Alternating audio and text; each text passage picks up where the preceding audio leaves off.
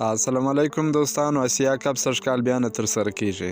دا چې ولې نه ترسره کیږي ویډیو تر اخره راسره وګورئ. که په دې چینل کې نوي یاست افغان خوشحال یوټیوب چینل هم درسره سبسکرایب کړئ. په پام کې ده چې راتلونکي اسیا جام به د سریلانکا په کوربهتوب ترسره سي.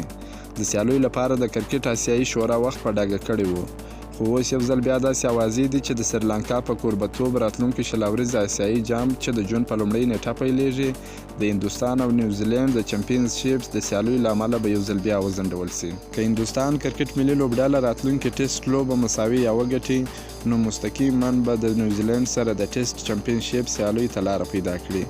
دا سیالي بیا د جون په 18مه نیټه پیلیږي. که هندوستان کرکټ ملي لوبډله د ټیسټ چمپیونشیپ ته لاره پیدا کړي، نو په راتلونکي اسیایي جام کې به یې ګډون هیڅ امکان ونه لري. دا چې د اسیایي شورا مشر هم هندوستانی دی، نو شاید راتلونکي اسیایي جام د هندوستان د کرکټ ملي لوبډلې لپاره وځنډول سي، او یا پکې د هندي لوبډله هیڅ ګډون ونه کړي.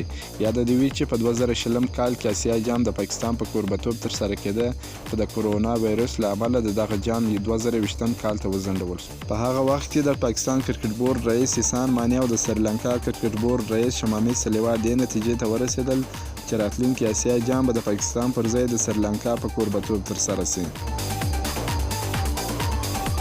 دا و د اسیا جام په اړه لنډ او وروستي معلومات. که مو دا معلومات خوښ شوي ویډیو در سره لایک کړئ. که په دې چینل کې نوي یاست افغان خوشحال یوټیوب چینل هم در سره سبسکرایب کړئ. تر بلې ویډیو پورې د الله په امان.